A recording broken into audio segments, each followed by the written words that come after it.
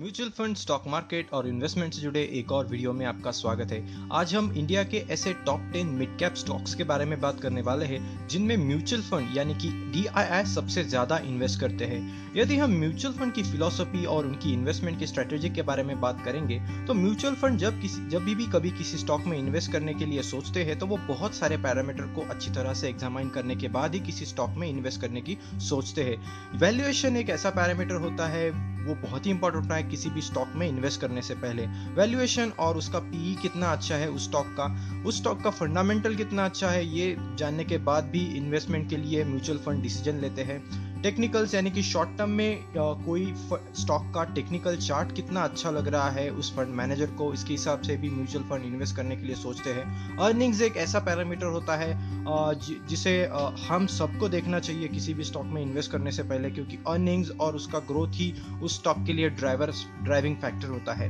और सबसे लास्ट में आता है बिजनेस मॉडल। वो स्टॉक कौन से बिजनेस मॉडल को रिप्रेजेंट करता है, कौन से सेक्टर को बिलोंग करता है, उसके बाद भी बहुत इंपॉर्टेंट पैरामीटर होता है कि किसी स्टॉक में इन्वेस्ट करना चाहिए या नहीं।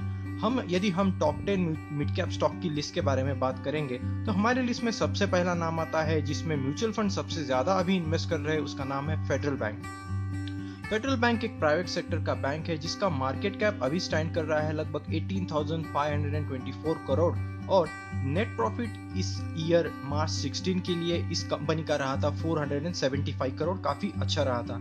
यदि हम म्यूचुअल फंड की होल्डिंग का टोटल वैल्यू और एसेट का वैल्यू यदि देखेंगे तो ये स्टैंड करता है लगभग 3,796 करोड़ और ये कुछ म्यूचुअल फंड की स्कीम है जिन्होंने हेविली इस स्टॉक में इन्वेस्ट किया है। HDFC mid cap opportunities fund, Birla sun life frontline equity, ये कुछ 4 स्कीम है जिन्होंने इस स्कीम में इन्वेस्ट किया है। तो फेडरल बैंक में यदि आप इन्वेस्ट करना चाहते हो तो आप जरूर सोच सकते हो इस फंड में इस वीडियो के जरिए इन्वेस्ट करने के लिए। हमारा लिस्ट में नेक्स्ट नाम आता है मैक्स फाइनेंशियल सर्विसेज लिमिटेड का। मैक्स फाइनेंशियल सर्विसेज लिमिटेड एक पैकेजिंग सेक्टर को बिलोंग करने वाली कंपनी है जिसका मार्केट कैप स्टैंड करता है लगभग 17,536 करोड़। मैक्स फाइनेंशियल्स का प्रॉफिट मार्च 16 ईयर के लिए रहा था लगभग 115 करोड़। म्यूचुअल फंड का यदि होल्डिंग का वैल्यू देखेंगे तो वो लगभग अभी करंट मार्केट के हिसाब से स्टैंड कर रहा है 2,686 करोड़ और ये कुछ स्कीम्स है जिसमें मैक्स फाइनेंशियल्स में इन्वेस्ट करके रखा है। रिलायंस इक्विटी, रिलायंस AMC सबसे ज्यादा आगे है, उसके बाद ICICI है, मोतीलाल है और कोटक सिलेक्ट फोकस है। तो यदि आप इस स्टॉक में इन्वेस्ट करने की सोच रहे हो तो जरूर इन पैरामीटर्स को अच्छी तरह से देखने के बाद आप इन्वेस्ट कर सकते हो। हमारी लिस्ट में नेक्स्ट नाम आता है टाटा केमिकल्स का। टाटा केमिकल्स एक लीडिंग केमिकल सेक्टर की कंपनी है जिसका मार्केट कैप स्टैंड करता है लगभग 16,705 करोड़। इस कंपनी का नेट प्रॉफिट मार्च 16 के लिए रहा था 594 करोड़ और इस कंपनी का जो म्यूचुअल फंड का होल्डिंग का अभी वैल्यू है वो लगभग स्टैंड करता है 2,598 करोड़ तक।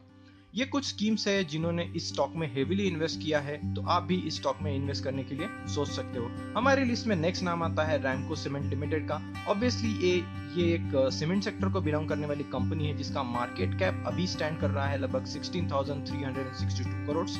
इस कंपनी का नेट प्रॉफिट जो जनरेट हुआ था मार्च 16 ईयर के लिए वो था लगभग 558 करोड़ और इस कंपनी में MF का होल्डिंग का वैल्यू अभी स्टैंड कर रहा है लगभग 2,177 करोड़।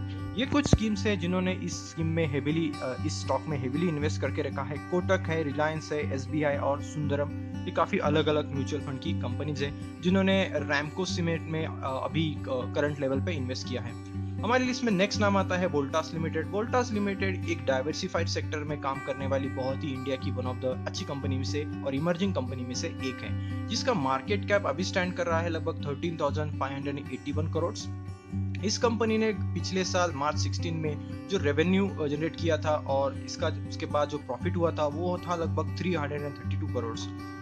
म्यूचुअल फंड का मार्केट का होल्डिंग का वैल्यू लगभग अभी स्टैंड कर रहा है लगभग 2,105 करोड़ और ये कुछ स्कीम्स है जिन्होंने वोल्टास में अभी हेविली इन्वेस्ट करके रखा है। HDFC मिड कैप अपॉर्चुनिटी सबसे पहला आता है, उसके बाद IDFC प्रीमियर इक्विटी है, HDFC बैलेंस फंड है और फ्रैंकलिन इंडिया प्राइमा प्लस है।